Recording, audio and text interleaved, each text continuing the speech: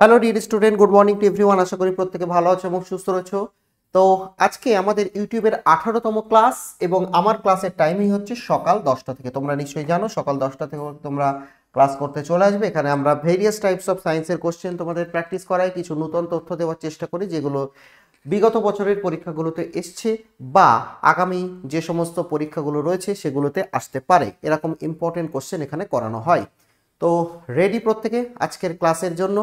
তো চলো আমরা সময় নষ্ট না করে শুরু করছি আজকে এমসিকিউ ক্লাস 18।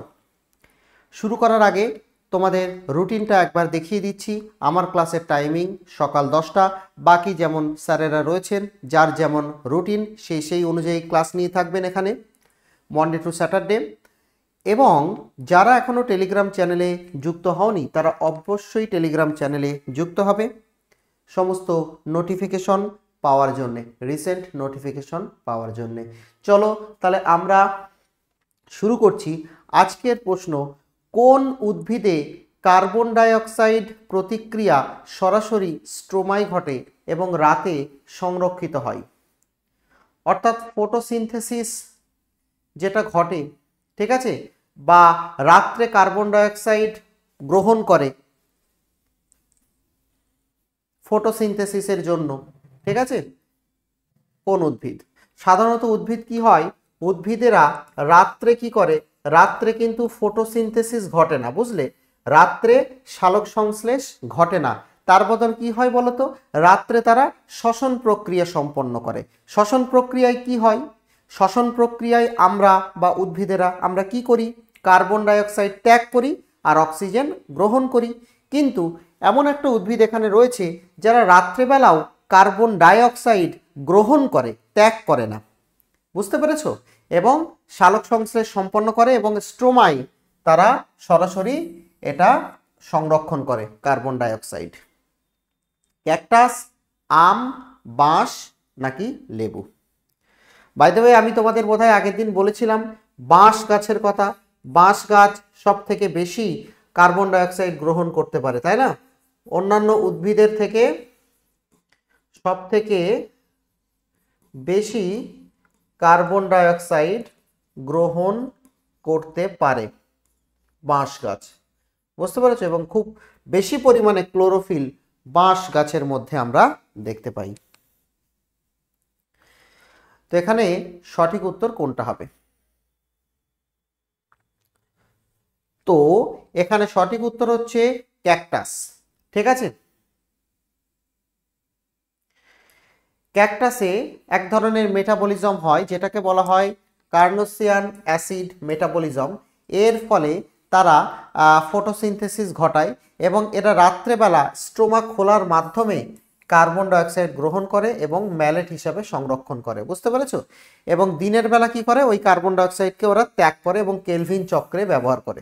সাধারণত কি হয়, এই পদ্ধতির ফলে ক্যাকটাস গাছ রাত্রেবেলা, ক্যাকটাস গাছ রাত্রেবেলা কিন্তু তোমার ইয়ে করতে পারে, জল শুষ্ক পরিবেশে জল সংরক্ষণ করতে সাহায্য করে ক্যাকটাস গাছের, বুঝতে পেরেছো, শুষ্ক পরিবেশে জল সংরক্ষণ করতে সাহায্য করে।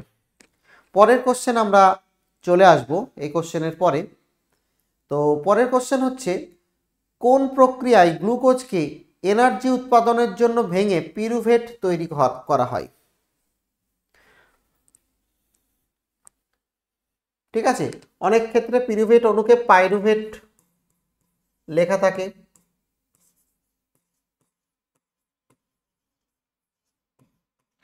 ঠিক আছে,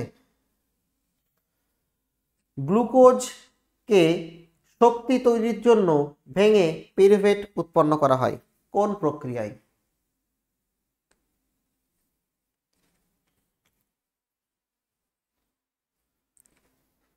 বলো। ফটোসিনথেসিস, শ্বসন, গ্লাইকোলাইসিস, ফটোলাইসিস?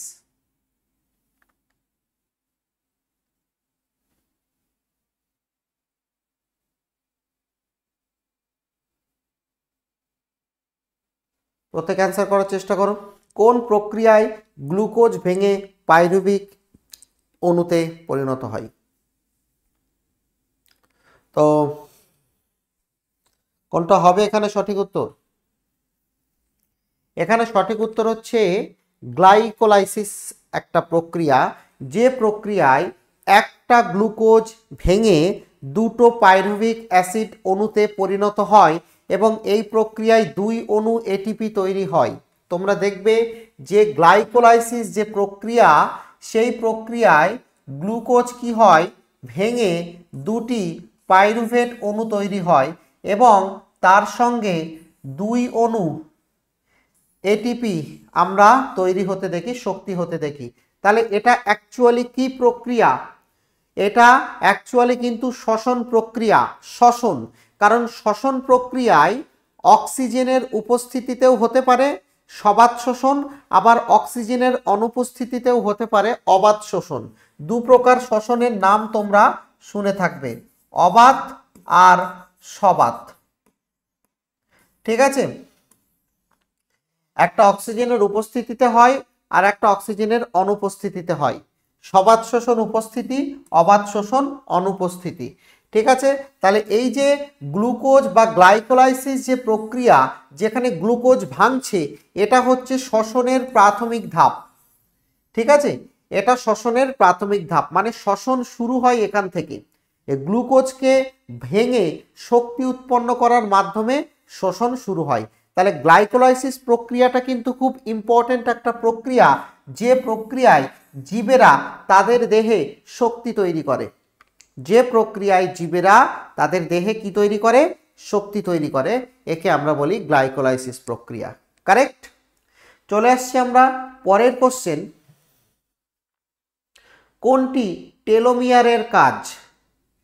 প্রথম কথা, এটা জানতে গেলে আমাদের জানতে হবে টেলোমিয়ার কি। দুটো শব্দ তোমরা শুনে থাকবে, যে সেন্ট্রোমিয়ার আর টেলোমিয়ার। ঠিক আছে, ক্রোমোজোম, অ্যাকচুয়ালি ক্রোমোজোম, ক্রোমোজোম যার মধ্যে কে থাকে, ডিএনএ। ক্রোমোজোম, ক্রোমোজোমের মধ্যে থাকে কি, ডিএনএ। বুঝতে পেরেছো? তাহলে ক্রোমোজোমের একদম শেষ প্রান্ত,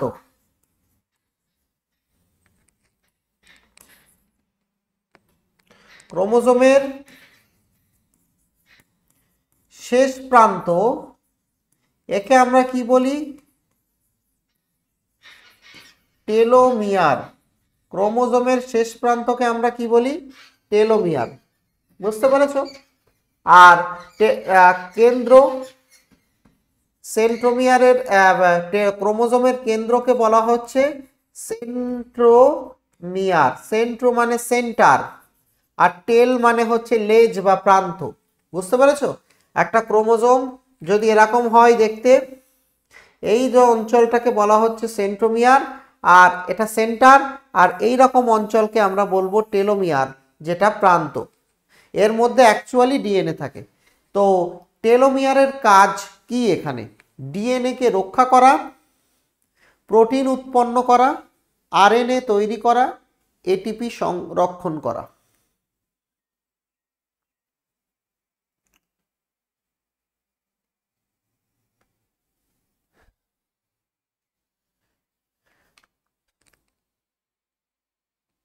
টেলোমিয়ারের কাজ কি? তো এখানে সঠিক উত্তর কোনটা হবে?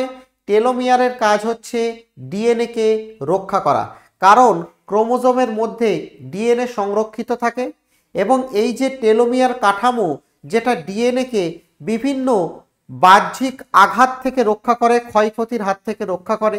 কারণ ডিএনএ ক্ষতিগ্রস্ত হলে পরবর্তী প্রজন্মে সেই ক্ষতিগ্রস্ত ডিএনএ যাবে এবং মিউটেশন ঘটবে। জীবের যে বংশধর তারা সেই মিউটেশনের ফলে বিলুপ্ত হতে পারে। তো টেলোমিয়ারের কাজ হচ্ছে ডিএনএ কে রক্ষা করা। বুঝতে পেরেছো? মনে রাখবে, টেলোমিয়ারের যে দৈর্ঘ্য, যেটা প্রান্তের দিকে দৈর্ঘ্য, এটা কোষ বিভাজনের সময় কি হয়, ছোট হয়ে যায়। বুঝতে পেরেছো? কোষ বিভাজনের সময় ছোট হয়ে যায়। টেলোমিয়ারের ক্ষয় প্রক্রিয়া বার্ধক্যের কারণ। টেলোমিয়ার মানে মানুষের যখন বয়স হয়ে যায়, টেলোমিয়ারের যে ক্ষয় হয়ে যায়, বুঝতে পেরেছো? এই প্রান্তর দিকে ক্ষয় হয়, যার ফলে মানুষ বার্ধক্যে উপনীত হয়। ঠিক আছে, তো এটা হচ্ছে আমাদের অপশান এ, ডিএনএ কে রক্ষা করা। পরের কোশ্চেন আসছি, পৃথিবীর স্থলভাগে কোন গ্যাসটি সব থেকে বেশি পরিমাণে পাওয়া যায়?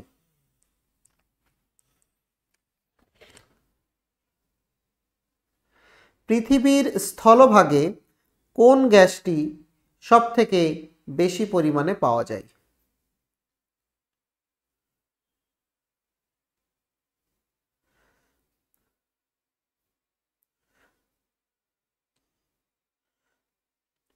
পৃথিবীর স্থলভাগে কোন গ্যাসটি সব থেকে বেশি পরিমাণে পাওয়া যায়?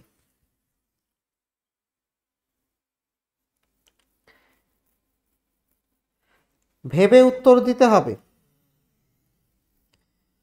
যদি আমি জিজ্ঞাসা করতাম পৃথিবীর বায়ুমণ্ডলে কোন গ্যাসটি সব থেকে বেশি পরিমাণে পাওয়া যায়, বায়ুমণ্ডল, অ্যাটমসফিয়ার, তাহলে অবভিয়াসলি নাইট্রোজেন অ্যান্সার হতো, যে 78% থাকে। কিন্তু এটা বায়ুমণ্ডলে, এটা বায়ুমণ্ডলে থাকে।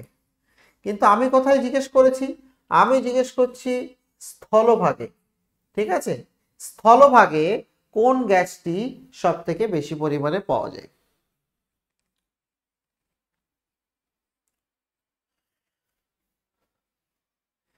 এখানে আমাদের সঠিক উত্তর হবে অক্সিজেন। শুধু স্থলভাগে না, সমগ্র পৃথিবীতে আমি যদি বলি কোনটি সব থেকে বেশি পরিমাণে পাওয়া যায়, সেটা হচ্ছে তার মধ্যে অক্সিজেন অন্যতম। অক্সিজেন হবে উত্তর। কারণ কি দেখো, আমরা নর্মালি কি দেখি, বায়ুমণ্ডলে প্রায় 20 থেকে 21% আমাদের অক্সিজেন বায়ুমণ্ডলে তো রয়েছে। 20 থেকে 21% অক্সিজেন আমাদের বায়ুমণ্ডলে আছে। বায়ুমণ্ডলের অক্সিজেন ছাড়াও মাটিতে বিভিন্ন শিলা, উপশিলা, পাললিক শিলা, এদের মধ্যে অক্সিজেন মিশে থাকে। বিভিন্ন ধাতু, তাদের সঙ্গে অক্সাইড হিসাবে অক্সিজেন মিশে থাকে। যেমন লোহার আকরিক Fe2O3, লোহার আকরিক, অ্যালুমিনিয়ামের আকরিক, বক্সাইট, অনেক ধাতুর আকরিকের মধ্যে বা শিলার ধাতুর আকরিক বা খনিজের মধ্যে অক্সিজেন মিশে থাকে। তো সমগ্র হিসাব যদি আমরা করি, তাহলে আমরা দেখতে পাবো যে পৃথিবীর স্থলভাগে সব থেকে বেশি যে গ্যাস পাওয়া যায় সেটা হচ্ছে অক্সিজেন। কোশ্চেনটা যদি এরকম দিত, পৃথিবীর স্থলভাগে সব থেকে কোন ধাতু বেশি পাওয়া যায়, স্থলভাগে কোন ধাতু বেশি পাওয়া যায়, সেটা হবে কিন্তু আবার তোমার অ্যালুমিনিয়াম, Al। অ্যালুমিনিয়াম ধাতুটা আবার পৃথিবীর স্থলভাগে সব থেকে বেশি পরিমাণে আমরা পেতে পারি। বুঝতে পেরেছ? তাহলে এটা একটু ভালো করে পড়বে। আর এখানেও তথ্য দেওয়া আছে, দেখো স্থলভাগে অক্সিজেন সব থেকে বেশি পরিমাণে পাওয়া যায়, যেটা মাটির যে খনিজ পদার্থ, সেই খনিজ পদার্থ এর মধ্যে থাকে। ঠিক আছে, আর স্থলভাগে যে খনিজ পদার্থগুলো যে রাসায়নিক বিক্রিয়া করে বা খনিজ পদার্থের যে তোমার জারণ ঘটে, খনিজ পদার্থের যে জারণ ঘটে, তার জন্য অক্সিজেন কিন্তু অত্যন্ত গুরুত্বপূর্ণ। বুঝতে পেরেছো? আর নাইট্রোজেন যেটা বললাম বায়ুমণ্ডলে, ওটা তো বলে দিয়েছি 71% থাকে, কিন্তু ওটা বায়ুমণ্ডলে থাকে। বুঝতে পেরেছো? আর বায়ুমণ্ডলে অক্সিজেনের পরিমাণ 20 থেকে 21%, মোটামুটি একটা অ্যাপ্রক্সিমেট হিসাব যদি আমরা বলি। ঠিক আছে, নেক্সট কোশ্চেন আমরা আসছি, কোন ভিটামিন অ্যান্টিঅক্সিডেন্ট হিসাবে কাজ করে এবং কোষের ক্ষয়কে প্রতিরোধ করে? কোন ভিটামিন অ্যান্টিঅক্সিডেন্ট? অ্যান্টিঅক্সিডেন্ট বলতে বিভিন্ন যে ক্ষতিকর পদার্থ রয়েছে আমাদের পরিবেশে, যেগুলো আমাদের শরীরের রক্তে মেশে আমাদের কোষের সঙ্গে কোষের ক্ষতি করতে পারে, এদেরকে বলা হয় তোমার অ্যান্টিঅক্সিডেন্ট, যেগুলো ক্ষতিকর পদার্থ। তো এই ক্ষতিকর পদার্থকে আমাদের ক্ষতিকর পদার্থ থেকে রক্ষা করে, বলো কোনটা হবে এখানে?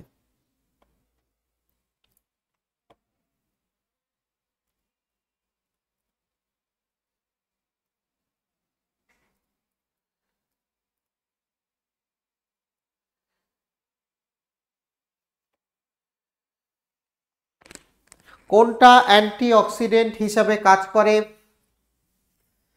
এখানে সঠিক উত্তর হচ্ছে ভিটামিন এ। এটা খুব ভালো অ্যান্টিঅক্সিডেন্ট।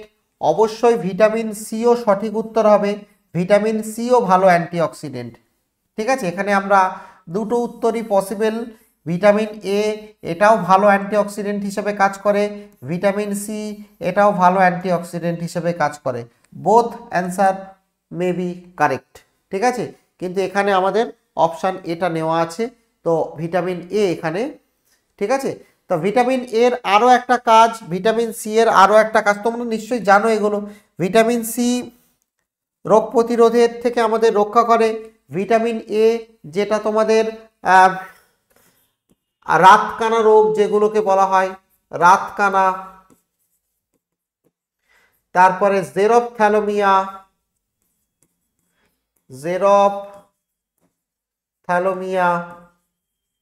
ইত্যাদি রোগগুলোকে প্রতিরোধ করতে সাহায্য করে ভিটামিন এ। ঠিক আছে, আমাদের কোষের যে রড কোষ, কোন কোষ রয়েছে সেগুলোকে রক্ষা করতে সাহায্য করে। তাহলে এটা পড়তে হবে। ভিটামিন এ অ্যান্টিঅক্সিডেন্ট হিসেবে কাজ করে, ফ্রি র্যাডিক্যাল থেকে রক্ষা করে, এটা রেটিনল তৈরি করে। ঠিক আছে, রেটিনল তৈরি করে, এর রাসায়নিক নামও রেটিনল। এটা দৃষ্টিশক্তি বাড়ায়। ঠিক আছে, কোষের বৃদ্ধিতে সাহায্য করে, কোষের বৃদ্ধিতে সাহায্য করে। এবং এটা কোথায় পাওয়া যায়?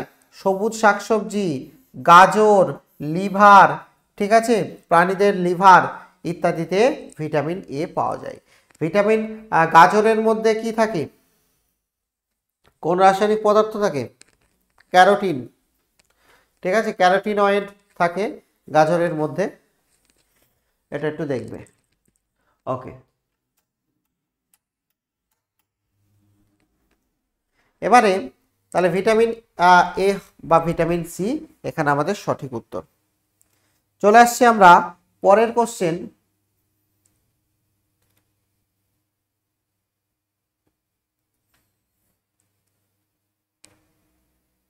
পরের কোশ্চেন বলো, মানুষের শরীরে কোন হরমোন ক্যালসিয়াম শোষণে সাহায্য করে? মানুষের শরীরে কোন হরমোন ক্যালসিয়াম শোষণে সাহায্য করে? Parathyroid hormone, insulin, adrenaline, glucagon. কোন হরমোন ক্যালসিয়াম শোষণে সাহায্য করে?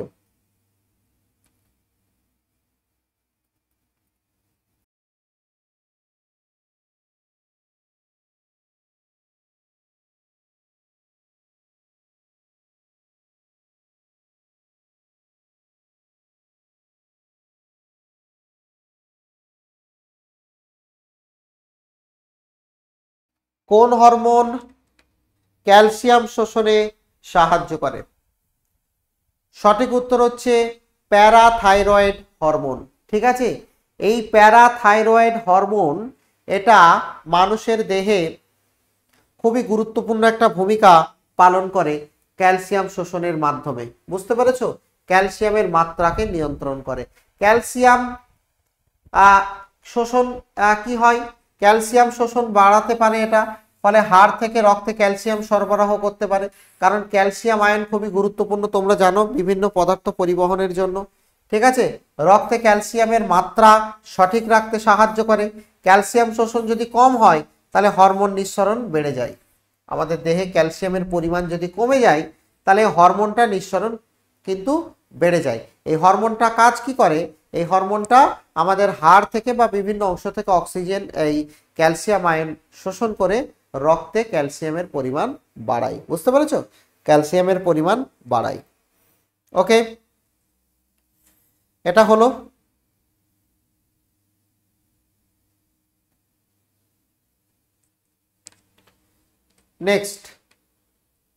নেক্সট কোশ্চেন হচ্ছে, কোন পদার্থটি প্রচুর পরিমাণে শক্তি শোষণ করতে পারে এবং তাপমাত্রা পরিবর্তনের হার ধীরে হয়? শক্তি বলতে এখানে বেসিক্যালি আমরা তাপ শক্তির কথা বোঝাচ্ছি। কোন পদার্থ প্রচুর পরিমাণে তাপ শক্তি শোষণ করতে পারে এবং তাপমাত্রা পরিবর্তনের হার ধীরে হয়, অর্থাৎ তাকে গরম হতে বা ঠান্ডা করতে সময়ের প্রয়োজন, বেশ সময়ের প্রয়োজন।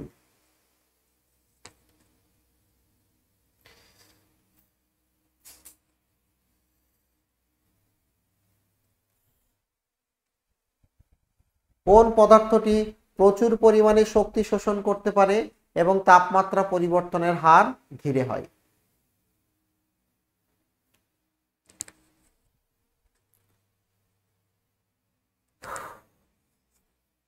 এখানে সঠিক উত্তর হচ্ছে জল। তোমরা জানো যে প্রচলিত সমস্ত পদার্থের মধ্যে প্রচলিত সব পদার্থের মধ্যে জলের আপেক্ষিক তাপ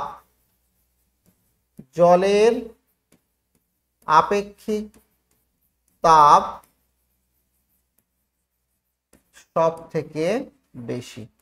জলের আপেক্ষিক তাপ সব থেকে বেশি। জলের আপেক্ষিক তাপের ভ্যালু কত? জলের আপেক্ষিক তাপের ভ্যালু হচ্ছে 1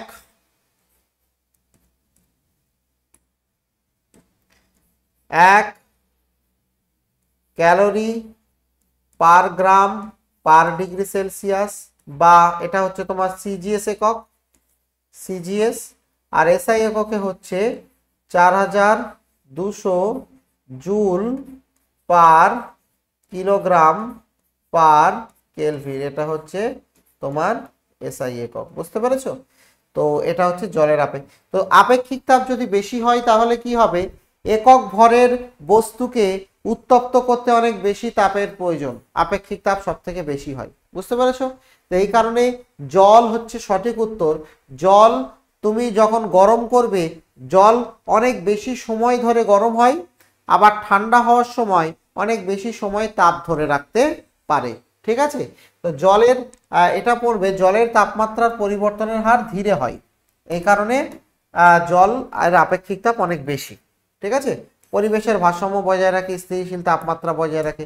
তো এখান থেকে একটা তথ্য আমি তোমাদের দিই, যেটা তোমার হট ব্যাগ যেগুলো, ঠিক আছে, হট ব্যাগ যেগুলো তোমার সেক দেওয়ার কাজে ব্যবহার করা হয়,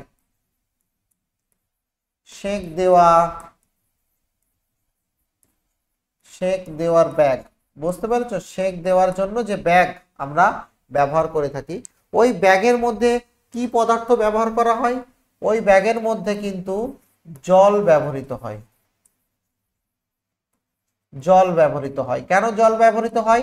কারণ হচ্ছে জল অনেক বেশি সময় তাপকে ধরে রাখতে পারে, তাই জন্য কিন্তু জল ব্যবহৃত হয়। বুঝতে পেরেছো? অনেক বেশি সময় তাপ ধরে রাখতে পারে। হ্যাঁ, আচ্ছা। আর এটা মনে রাখবে যে এখান থেকে একটা কোশ্চেন আসে, আর একটা কোশ্চেন আছে যে 4 ডিগ্রি সেলসিয়াস উষ্ণতায়,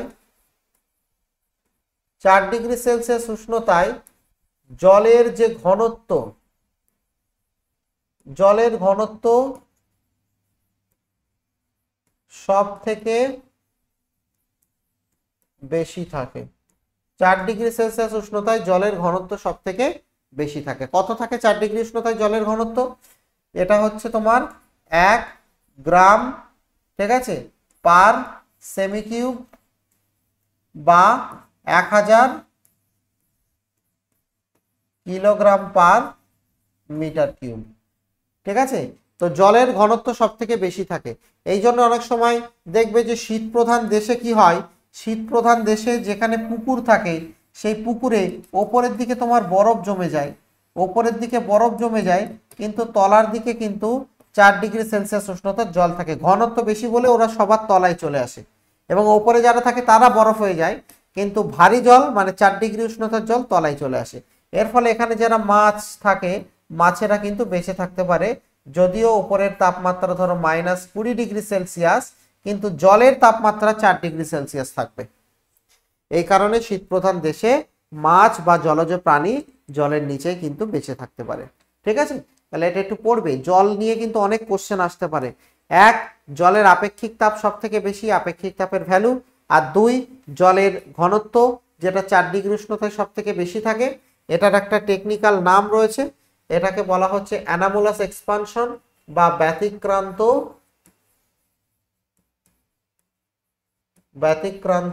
প্রসারণ, ব্যতিক্রান্ত প্রসারণ বলা হয়। ঠিক আছে? ওকে, নেক্সট কোশ্চেনে আমরা চলে আসছি।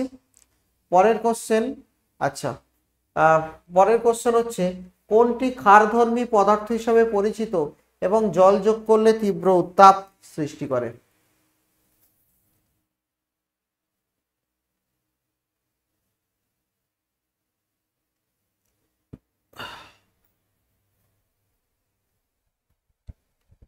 তীব্র ক্ষারধর্মী পদার্থ এবং জল যদি যোগ করা হয় তার সঙ্গে, তাহলে তীব্র উত্তাপ সৃষ্টি করে।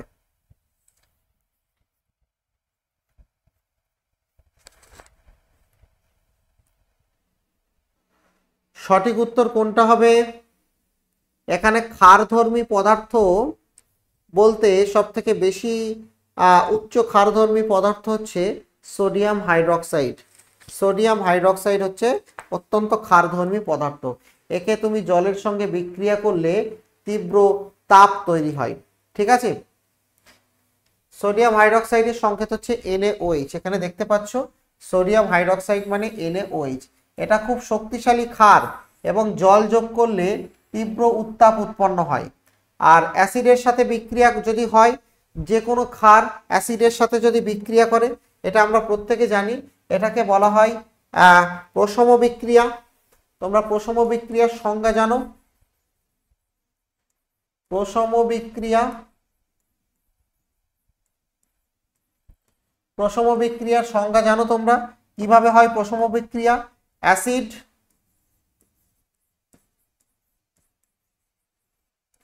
প্লাস ক্ষার যখন বিক্রিয়া করে তখন তারা তৈরি করে লবণ প্লাস জল।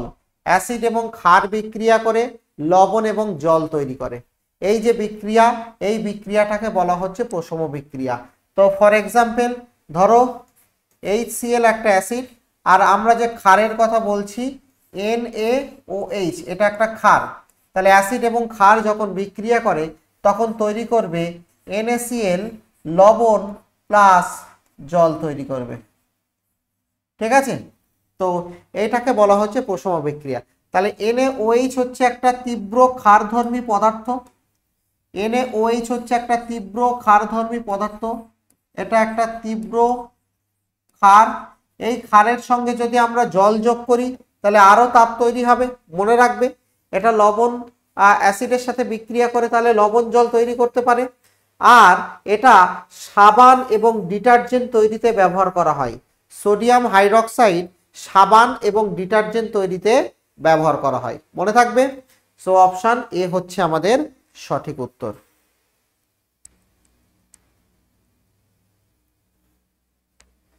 আচ্ছা, তোমাদের জন্য শুরু হয়েছে রেল এবং এসএসসির প্র্যাকটিস ক্লাস।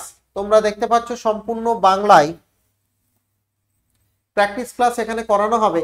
এখানে তোমার ভেরিয়াস এক্সাম যেমন RPF, NTPC, group D, SSC GD, SSC MTS, এই সমস্ত পরীক্ষার যে প্রিভিয়াস ইয়ার কোশ্চেন, সেই কোশ্চেনগুলো তোমার করানো হবে এবং সমস্ত বিষয়ে তোমরা এখানে ক্লাস পাবে। এখানে তোমরা যাদের ছবি দেখতে পাচ্ছ সমস্ত স্যারেদের ক্লাস তোমরা এখানে পাবে। ঠিক আছে, এটা তোমরা অ্যাপে গিয়ে দেখতে পারো।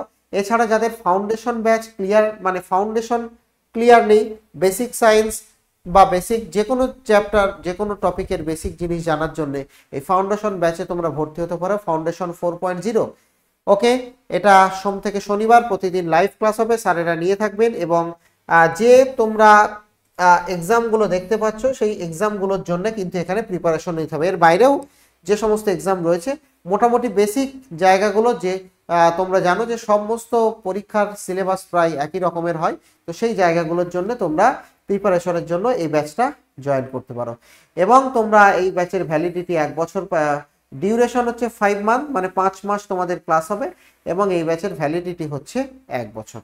ঠিক আছে, এছাড়াও আরো যে ব্যাচগুলো রয়েছে তোমরা এখানে দেখতে পারো, এই ব্যাচগুলোতে তোমরা ভর্তি হতে পারো। আর কোনো সমস্যা, কোনো কোয়ারিজ থাকলে এই ফোন নাম্বারে তোমরা কল করে জেনে নিতে পারো, কোনো সমস্যা বা কিছু যদি জিজ্ঞাসা থাকে। তো চলো আমরা পরের কোশ্চেনে চলে আসছি। পরের কোশ্চেন হচ্ছে, বলো কোনটি একটি প্রোটিন সংশ্লেষ প্রক্রিয়ার ধাপ 9। প্রোটিন সংশ্লেষ প্রক্রিয়ার ধাপ 9 কোনটি? প্রোটিন সংশ্লেষ প্রক্রিয়ার ধাপ 9 কোনটি? Transcription, translation, replication, polymerization. Protein সংশ্লেষ প্রক্রিয়ার ধাপ 9 কোনটি?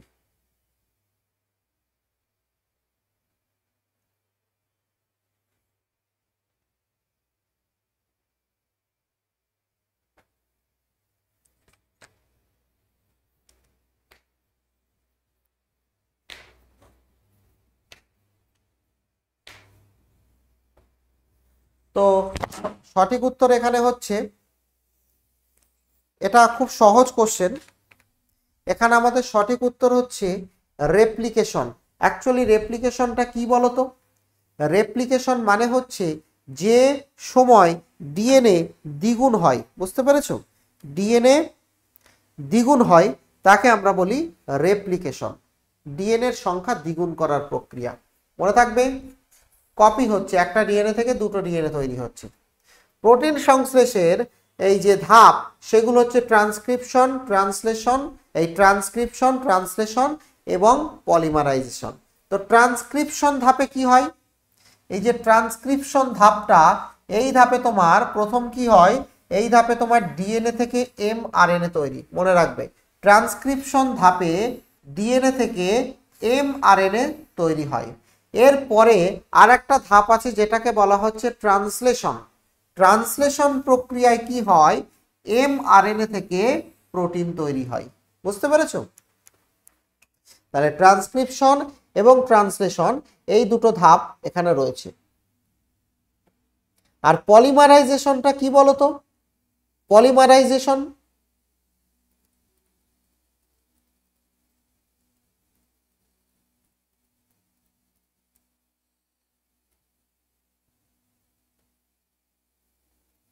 পলিমারাইজেশন মানে হচ্ছে পলিমার তৈরির প্রক্রিয়া।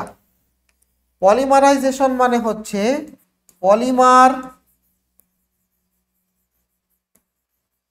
পলিমার তৈরির প্রক্রিয়া। এটাকে আমরা পলিমারাইজেশন বলি। কারণ আমরা কি জানি? আমরা জানি যে কোনো প্রোটিন হচ্ছে এক ধরনের পলিমার, তাই না? কিসের পলিমার? অ্যামাইনো অ্যাসিডের পলিমার। অ্যামাইনো অ্যাসিডের পলিমার। যে কোনো প্রোটিন তুমি দেখবে এরা হচ্ছে অ্যামাইনো অ্যাসিডের পলিমার, তাই না? অর্থাৎ অনেকগুলো অ্যামাইনো অ্যাসিড পরস্পরের সঙ্গে জুড়ে কি তৈরি করে? প্রোটিন তৈরি করে। অনেকগুলো অ্যামাইনো অ্যাসিড পরস্পরের সাথে জুড়ে প্রোটিন তৈরি করে। এবং এই যে বন্ধনের মাধ্যমে অ্যামাইনো অ্যাসিডগুলো একে অপরের সঙ্গে জুড়ছে, এই বন্ধনকে আমরা কি বলি? এই বন্ধনের নাম থেকেও তো আমি তোমাদের কোশ্চেন করিয়েছি। এই বন্ধনের নাম কি? এই বন্ধনের নাম হচ্ছে পলিপেপটাইড বন্ধন। পলিপেপটাইড বন্ধন। এই বন্ধনের নাম হচ্ছে পলিপেপটাইড বন্ধন। ঠিক আছে? এর সাহায্যে অনেকগুলো অ্যামাইনো অ্যাসিড পরস্পরের সঙ্গে যুক্ত হয়ে প্রোটিন তৈরি করে। আর এই কোশ্চেনগুলো নিশ্চয়ই তোমাদের হবে যে মানব দেহে টোটাল অ্যামাইনো অ্যাসিড কটা আছে? টোটাল 20টি অ্যামাইনো অ্যাসিড আছে, তাই না? এদের মধ্যে এসেনশিয়াল অ্যামাইনো অ্যাসিড অর্থাৎ প্রয়োজনীয় বা অত্যাবশ্যকীয় অ্যামাইনো অ্যাসিড কটা আছে? অত্যাবশ্যকীয় অ্যামাইনো অ্যাসিড 9টা আছে। এই 9টা অত্যাবশ্যকীয় অ্যামাইনো অ্যাসিডের নাম তোমাদের মনে রাখতে হবে এবং মনে রাখার ফর্মুলা প্রাইভেট টিম হল। ঠিক আছে? মিথাইলামিন, থিওনিন, আইসোলিউসিন, ট্রিপ্টোফান, টাইলিন, লাইসিন, লিউসিন, ঠিক আছে, হিস্টামিন, ফিনাইলামিন, ভ্যালিন, এগুলো সমস্ত অ্যামাইনো অ্যাসিডের নাম। তো এগুলো তোমাদের মনে রাখতে হবে। টোটাল 20টা অ্যামাইনো অ্যাসিড তো মনে রাখতে হবে না, কিন্তু তোমাদের 9টা যে অ্যামাইনো অ্যাসিড রয়েছে এসেনশিয়াল, সেটা তোমাদের মনে রাখতে হবে। ওকে, তো চলো পরের কোশ্চেনে আমরা চলে আসছি।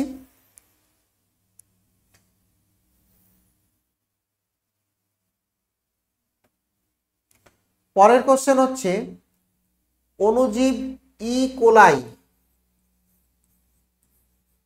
কোলাই আমরা কোথায় দেখতে পাই? বায়ুমণ্ডলে, মাটিতে, মানুষের অন্ত্রে, জলাশয়ে। ই কোলাই ব্যাকটেরিয়া আমরা কোথায় দেখতে পাই? ই কোলাই ব্যাকটেরিয়া আমরা কোথায় দেখতে পাই?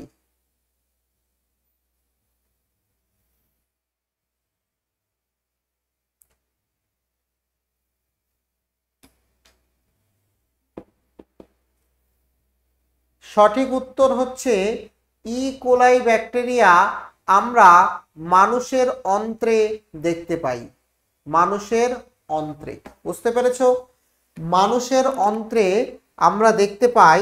এই ব্যাকটেরিয়াটা কি করে, আমরা যে খাদ্য খাই সেই খাদ্যকে পরিপাকে সাহায্য করে। বুঝতে পেরেছো? মানুষের অন্ত্রে বসবাস করে। ই কোলাই ব্যাকটেরিয়া মানুষের অন্ত্রে বসবাস করে এবং এর কাজ কি? খাদ্য পরিপাকে সাহায্য করে। ই কোলাই ব্যাকটেরিয়া আমাদের খাদ্য পরিপাকে সাহায্য করে। ঠিক আছে,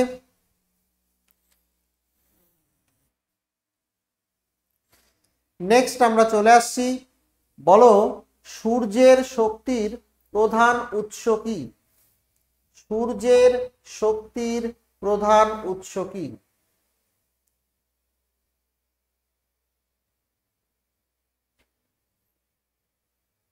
সূর্যের শক্তির প্রধান উৎস কি?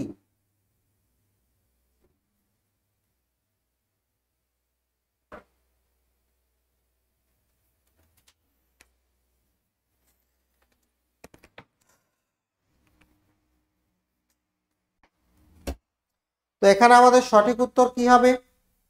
এখানে আমাদের সঠিক উত্তর হচ্ছে সূর্যের শক্তির প্রধান উৎস হচ্ছে পারমাণবিক সংযোজন প্রক্রিয়া। পারমাণবিক সংযোজন প্রক্রিয়ায় কি হয়? হাইড্রোজেন পরমাণু একত্রিত হয়ে হিলিয়াম গঠন করে এবং বিপুল পরিমাণে শক্তি তৈরি করে। এটা শুধু সূর্য নয়, বিভিন্ন নক্ষত্রে এই ঘটনা আমরা দেখতে পাই। প্রায় সমস্ত নক্ষত্রে আমরা এই ঘটনা দেখতে পাই। ঠিক আছে, এবং এই নিউক্লিয় সংযোজন বিক্রিয়া কোথায় ঘটবে? সূর্যের যে কোর, একদম সেন্টার, নিউক্লিয়াস একদম কোর, এখানে তোমার নিউক্লিয় সংযোজন বিক্রিয়া ঘটে। কারণ সবসময় মনে রাখবে, আমরা যখনই নিউক্লিয় সংযোজন বিক্রিয়ার কথা বলবো, নিউক্লিয় সংযোজন বিক্রিয়া ঘটতে গেলে কি কি লাগে? আমরা প্রত্যেকে এটা জানি যে সূর্যের মধ্যে নিউক্লিয় সংযোজন বিক্রিয়া হয়। নিউক্লিয় সংযোজন বিক্রিয়া মানে আমরা কি জানি? যে হাইড্রোজেনগুলো জুড়ে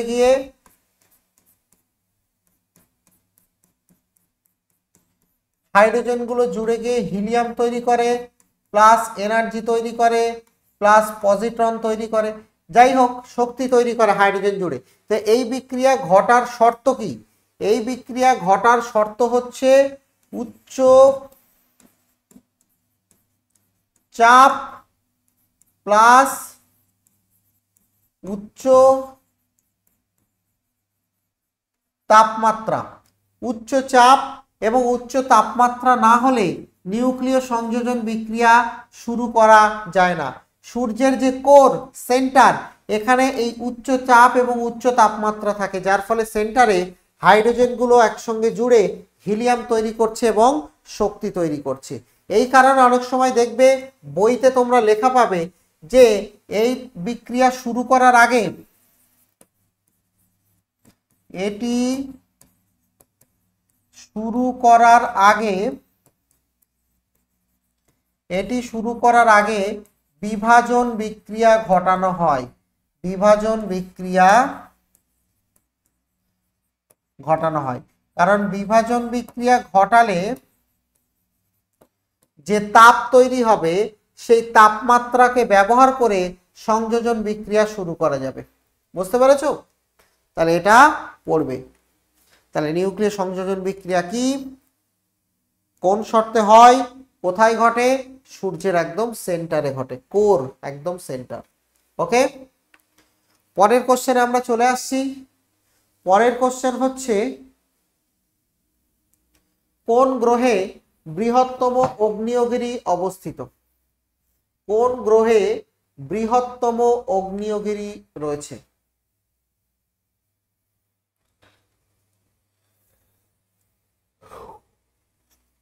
কোন গ্রহে বৃহত্তম আগ্নেয়গিরি রয়েছে?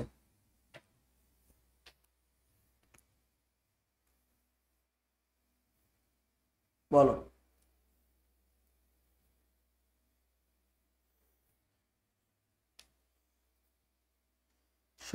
সঠিক উত্তর কোনটা হবে?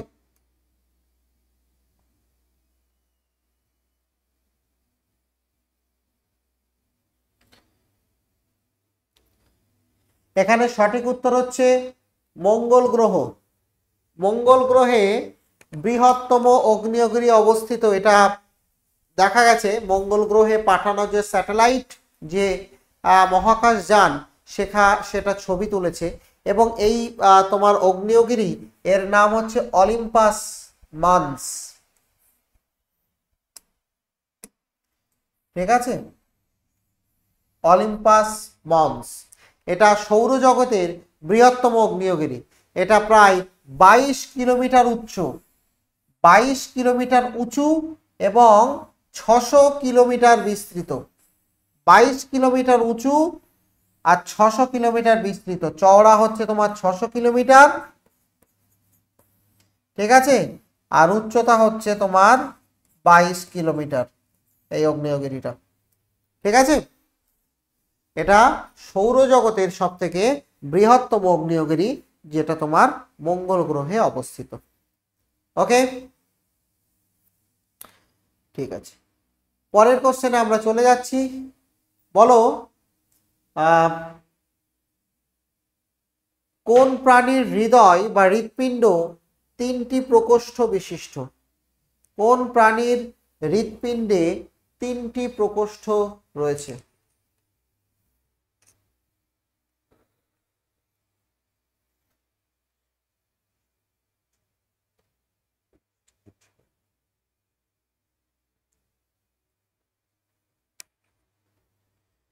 কোন প্রাণীর হৃদয় 3টি প্রকোষ্ঠ বিশিষ্ট?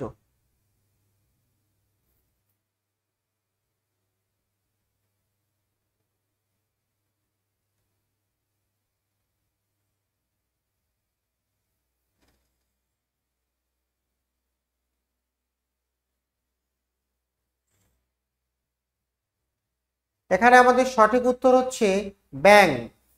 ঠিক আছে, ব্যাঙ হচ্ছে একটা উভচর প্রাণী। উভচর প্রাণী। অপরপক্ষে তিমি মাছ, বিড়াল এরা মোটামুটি স্তন্যপায়ী প্রাণী। তো যারা উভচর প্রাণী তাদের হৃৎপিণ্ডে মোটামুটি 3টি প্রকোষ্ঠ আমরা দেখতে পাই। উভচর প্রাণীদের জন্য আমরা দেখতে পাই তাদের হৃৎপিণ্ডে মোটামুটি 3টি প্রকোষ্ঠ। এই 3টি প্রকোষ্ঠের মধ্যে কি থাকে? 2টো অলিন্দ এবং একটা নিলয়। নর্মাল হৃৎপিণ্ডের কথা যদি আমরা বলি, নর্মাল হৃৎপিণ্ড, তাহলে নর্মাল হৃৎপিণ্ডে কি থাকে? 4টে চেম্বার থাকে।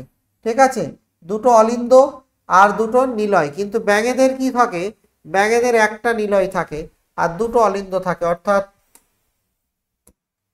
এই অবধি ভাগ করা থাকে। বুঝতে পেরেছো? তাদের একটাই নিলয় আর 2টো অলিন্দ, 3টি প্রকোষ্ঠ যুক্ত। যারা উভচর, যারা সরীসৃপ, মোটামুটি এদের সবার 3টি করে প্রকোষ্ঠ থাকে। ওকে, নেক্সট কোশ্চেন হচ্ছে কোন গ্যাস ডায়নামাইট তৈরিতে ব্যবহৃত হয়? কোন গ্যাস ডায়নামাইট তৈরিতে ব্যবহৃত হয়? Nitrogen, methane, nitroglycerine, chlorine. কোন গ্যাস ডাইনামাইট তৈরিতে ব্যবহৃত হয়?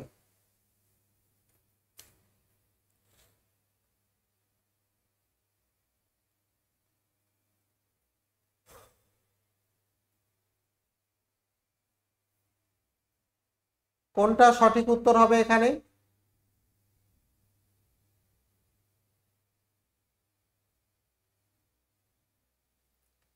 সঠিক উত্তর হচ্ছে নাইট্রোগ্লিসারিন। ঠিক আছে, ডিনামাইট বা ডায়নামাইট তৈরিতে ব্যবহার করা হয়। বলো, ডায়নামাইট কে আবিষ্কার করেছিলেন? ডায়নামাইট কে আবিষ্কার করেছিলেন?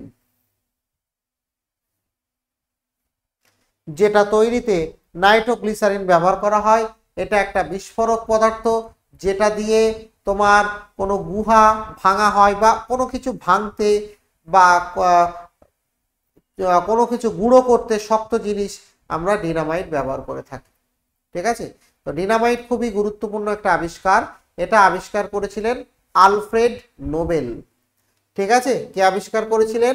Alfred Nobel. এবং এই আবিষ্কার করেছিলেন 1887 সালে। এই আবিষ্কারের ফলে তিনি অনেক অর্থ বা অনেক টাকা পেয়েছিলেন। ঠিক আছে, প্রচুর টাকা তিনি পেয়েছিলেন। এবং তিনি কি করলেন, এই টাকাটা নমিনি করে গিয়েছিলেন যে সায়েন্সে ফিল্ডে যারা এক্সট্রাঅর্ডিনারি কোনো কাজ করবে সেই ফিল্ডে তার এই টাকা থেকে কিছু অর্থমূল্য দেওয়া হবে, নোবেল প্রাইজ, যেটাকে তোমরা আজকের দিনে জানো। নিশ্চয়ই তোমরা এগুলো জানো, বলতে হবে না। নোবেল প্রাইজ, তার এই টাকা থেকে নোবেল প্রাইজ দেওয়া হয়। ফিজিক্স, কেমিস্ট্রি, বায়োলজি, চিকিৎসা বিজ্ঞান, ইকোনমিক্সটা পরে অ্যাড করা হয়েছে। ঠিক আছে, অর্থনীতিটা, শান্তি, এগুলো সব পরে অ্যাড করা হয়েছে, কিন্তু ফিজিক্স, কেমিস্ট্রি, বায়োলজি, চিকিৎসা বিজ্ঞান এগুলোতে নোবেল দেওয়া হতো। ঠিক আছে, তাহলে নাইট্রোগ্লিসারিন হচ্ছে অত্যন্ত বিস্ফোরক একটা পদার্থ, যেটা ডিনামাইট তৈরিতে আমরা ব্যবহার করে থাকি। ওকে, পরের কোশ্চেন আমরা আসছি। নেক্সট কোশ্চেন বলো, পেনিসিলিন কি ধরনের পদার্থ? পেনিসিলিন কি ধরনের পদার্থ? Protein, antibiotic, hormone, enzyme? Penicillin কি ধরনের পদার্থ?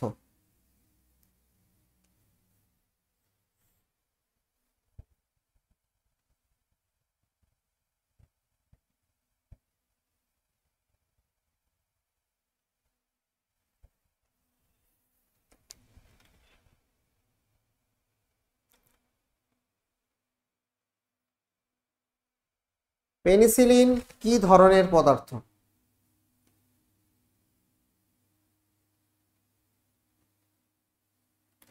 সঠিক উত্তর হচ্ছে পেনিসিলিন এক ধরনের অ্যান্টিবায়োটিক।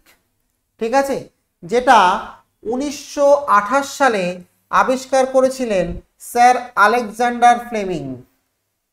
আলেকজান্ডার ফ্লেমিং আবিষ্কার করেছিলেন পেনিসিলিন নামক একটা অ্যান্টিবায়োটিক। ঠিক আছে, এটা ব্যাকটেরিয়ার প্রতিরোধে ব্যবহার করা হয়, বিশেষ করে যারা গ্রাম পজিটিভ ব্যাকটেরিয়া। ব্যাকটেরিয়ার আবার দু রকমের প্রকারভেদ আছে। ঠিক আছে, গ্রাম পজিটিভ ব্যাকটেরিয়া আর গ্রাম নেগেটিভ ব্যাকটেরিয়া, দু ধরনের প্রকারভেদ আছে ব্যাকটেরিয়ায়। বুঝতে পেরেছো? এটাকে তোমরা জানো? এটাও আমি তোমাদের বোধহয় ইউটিউব ক্লাসে কখনো করিয়েছিলাম। গ্রাম পজিটিভ ব্যাকটেরিয়া মানে যাদের দেহের উপরে নীল রঙের একটা আবরণ থাকে তারা গ্রাম পজিটিভ, আর যাদের দেহের উপরে একটা লাল রঙের আবরণ থাকে তারা হচ্ছে গ্রাম নেগেটিভ ব্যাকটেরিয়া। তো পেনিসিলিন যারা গ্রাম পজিটিভ ব্যাকটেরিয়া তাদের বিরুদ্ধে, তাদের সংক্রমণের বিরুদ্ধে কিন্তু ব্যবহৃত হয়। বুঝতে পেরেছো? এটা একটা খুব ভালো একটা অ্যান্টিবায়োটিকের এক্সাম্পল। ওকে, চলে আসছি আমরা পরের কোশ্চেন।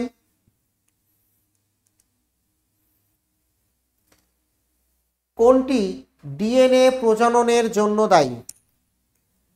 কোনটি ডিএনএ প্রজননের জন্য দায়ী?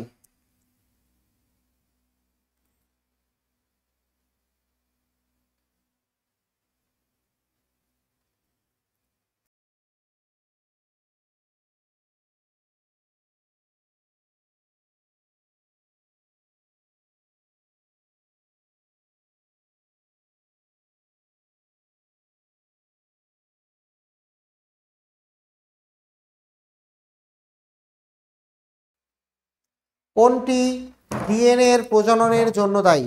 ডিএনএ এর প্রজনন মানে বোঝো, ডিএনএ এর প্রোডাকশন,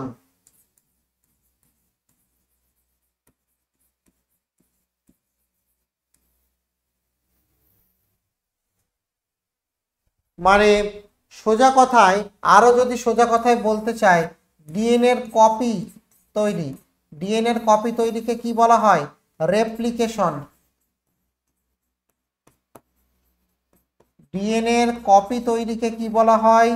ডিএনএ এর কপি তৈরিকে বলা হয় রেপ্লিকেশন বা প্রতিলিপি গঠন। তো ডিএনএ এর প্রতিলিপি গঠনের জন্য কোনটি দায়ী? Ribosomal RNA, Messenger RNA, transfer RNA, DNA polymerase. DNA এর প্রতিলিপি গঠনের জন্য কোনটা দায়ী? যেখানে তোমার আরএনএ, এমআরএনএ, এগুলো তোমার আরআরএনএ, এমআরএনএ, রাইবোজোমাল, মেসেঞ্জার, এগুলো প্রধানত কিন্তু প্রোটিন সংশ্লেষের জন্য দায়ী, প্রোটিন সংশ্লেষ। ঠিক আছে, এখানে সঠিক উত্তর তোমরা নিশ্চয়ই বুঝতে পারছো, ডিএনএ পলিমারেজ হচ্ছে এখানে সঠিক উত্তর হবে। এটা একটা উৎসেচক। ঠিক আছে, ডিএনএ পলিমারেজ এটা কি? এটা একটা এনজাইম বা উৎসেচক। এটা কি করে? এটা ডিএনএ এর প্রতিলিপি গঠনে কপি করতে সাহায্য করে, ডিএনএ কে কপি করতে সাহায্য করে, নতুন ডিএনএ স্ট্র্যান্ড তৈরি করে। ঠিক আছে, নতুন ডিএনএ এর স্ট্র্যান্ড তৈরি করে। ওকে, নেক্সট কোশ্চেনে আমরা চলে আসছি। পরের কোশ্চেন বলো, কোনটি ধাতুর রাসায়নিক বৈশিষ্ট্য নির্ধারণ করে? কোনটি ধাতুর রাসায়নিক বৈশিষ্ট্যকে নির্ধারণ করে?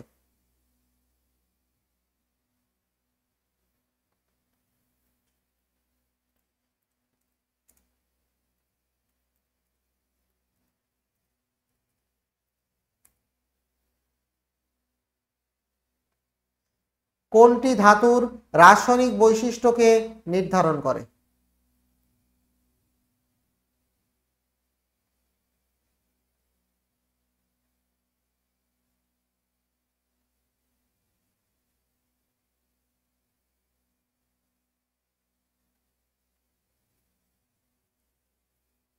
সঠিক উত্তর হচ্ছে, দেখো, ঘনত্ব, কঠোরতা বা তাপ পরিবাহিতা এগুলো সবই ধাতুর বৈশিষ্ট্য, তবে এইগুলো হচ্ছে ভৌত বৈশিষ্ট্য।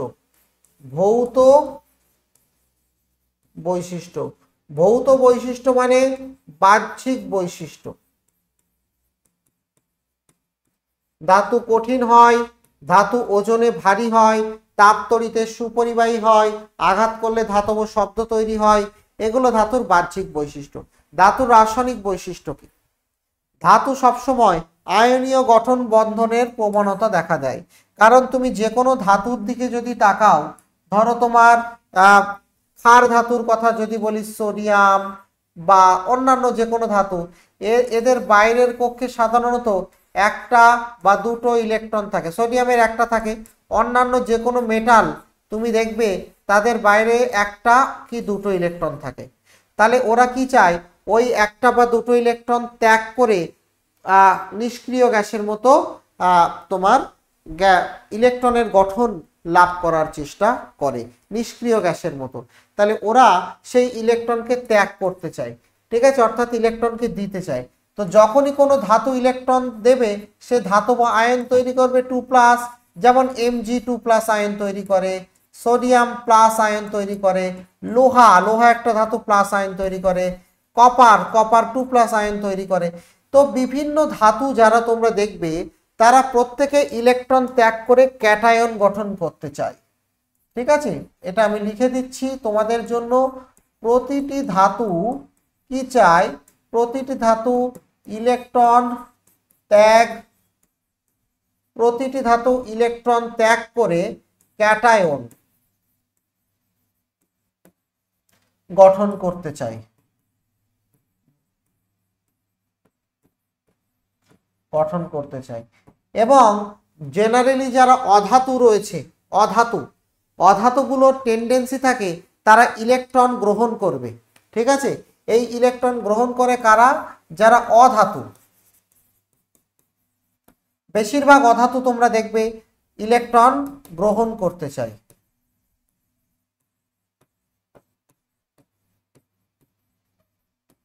ঠিক আছে, যেমন অক্সিজেন, যেমন তোমার সালফার, ক্লোরিন, এরা সবাই কি চায়?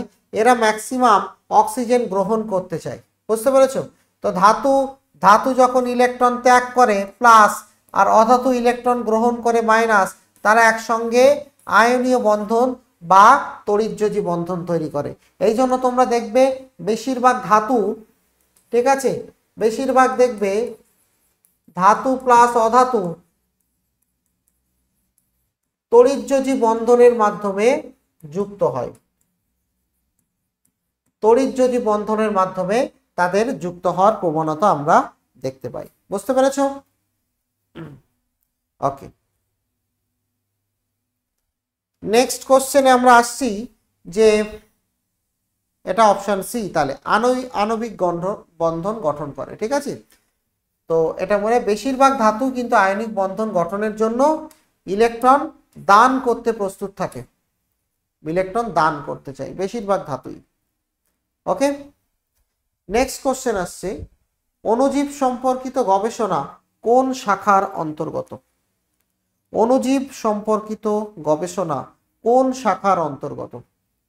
Genetics, microbiology, anatomy, biochemistry. অণুজীব সম্পর্কিত গবেষণা কোন শাখার অন্তর্গত? Genetics, microbiology, anatomy, biochemistry.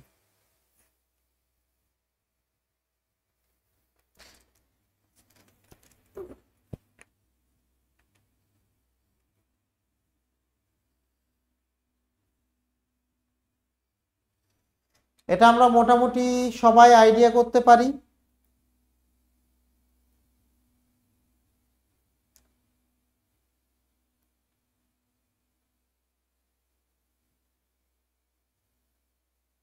সঠিক উত্তর হচ্ছে মাইক্রোবায়োলজি। ঠিক আছে, মাইক্রোবায়োলজিতে মানে অণুজীব, ভাইরাস, ব্যাকটেরিয়া, ছত্রাক, বিভিন্ন অণুজীব নিয়ে আমরা গবেষণা করি। অণুজীবের গঠন, জীবনচক্র, তাদের পরিবেশের ভূমিকা, তারা কি অবদান রাখে পরিবেশে, কি রোগ সৃষ্টি করে, এই শাখায় ব্যাকটেরিয়া, ভাইরাস বা ছত্রাক সমস্ত কিছু নিয়ে আমরা এই শাখায় পড়াশোনা করা হয়। একে বলা হচ্ছে মাইক্রোবায়োলজি।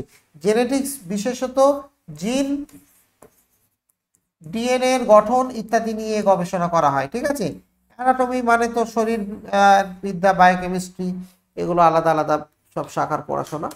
ঠিক আছে, তো আজকে তাহলে এই অবধি থাকছে। নেক্সট ক্লাসে আবার তোমাদের সঙ্গে দেখা হবে। ভালো থেকো, সুস্থ থেকো প্রত্যেকে। পরের ক্লাসে আবার তোমাদের সঙ্গে দেখা হবে।